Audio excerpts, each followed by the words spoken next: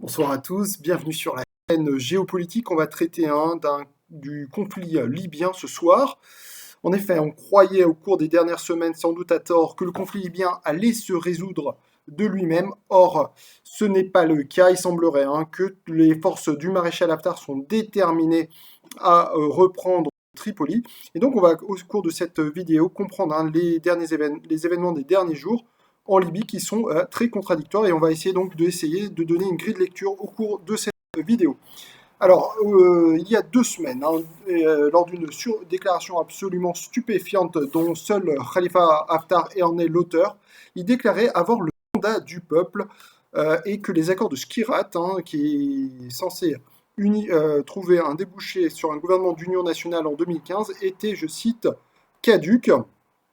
Ces propos de maréchal Haftar n'ont trouvé aucun écho, y compris auprès de ses alliés émiratis, russes ou français, et y compris même au sein du Parlement de Tobrouk, qui est censé le soutenir, ce Parlement qui s'est auto-constitué en 2014 en défiance au gouvernement d'union nationale internationalement reconnu de Tripoli.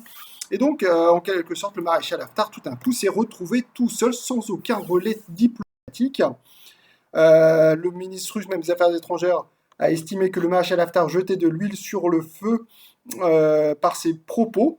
Et donc, il était 3 jours plus tard, j'allais dire, contraint de reconnaître un cessez-le-feu était la seule voie pour la Libye, et donc de déclarer un cessez-le-feu par lui-même de façon totalement unilatérale, en prenant soin d'ajouter pour le seul mois du Ramadan. Donc au moins, on espérait que pour le mois du Ramadan, aurait pas d'hostilité en Libye, et ben ce n'est pas le cas. Hier, dans la journée, pas moins de 100 missiles ont été tirés sur Tripoli. C'est, à ma connaissance, au cours des 13 derniers mois de conflit sur Tripoli, il n'y a jamais eu autant de missiles qui ont été lancés sur Tripoli, causant la mort de 21 malheureux civils.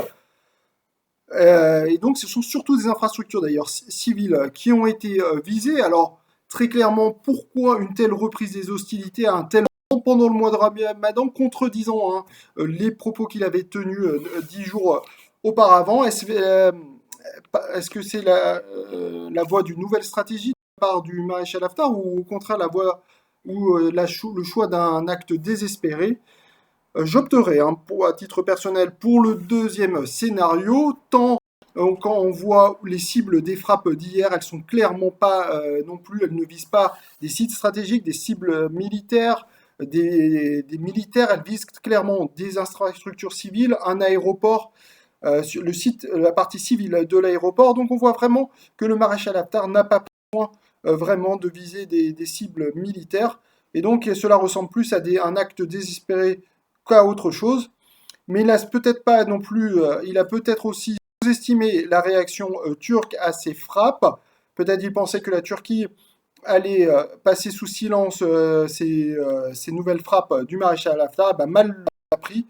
Monsieur Cavusoglu a été plus que ferme aujourd'hui dans une déclaration en déclarant que ces frappes sur Tripoli équivalaient à des crimes de guerre, je cite, ce sont les termes du ministre turc des Affaires étrangères, M. Cavusoglu, et je cite, il estimait si la mission et les intérêts turcs en Libye sont visés, les forces Haftar deviendraient décibles.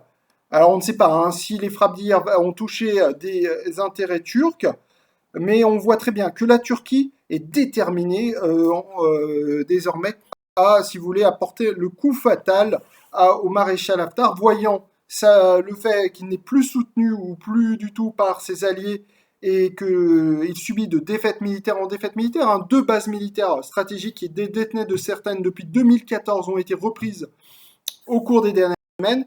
Et donc la Turquie comprend bien que c'est le moment pour infliger la défaite militaire au maréchal Haftar. Et donc ça explique sans doute cette déclaration absolument sanglante du ministre Cavusoglu. Et peut-être maréchal Haftar va peut-être subir à ses dépens la réaction turque. Il faudra d'ailleurs voir au cours des prochaines heures on assiste à un renforcement de l'arsenal turc en Libye. Vous savez que notamment la Turquie le fait par voie aérienne.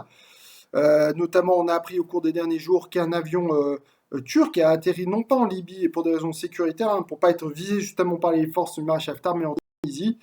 La Turquie est déterminée, hein, à utiliser cette fenêtre de tir plutôt favorable au gouvernement internationalement reconnu pour les renforcer militairement. Donc on va suivre, hein, on va continuer à suivre sur cette chaîne les développements en cours à Tripoli et dans la Libye de façon générale au cours des prochains jours. Merci pour votre attention.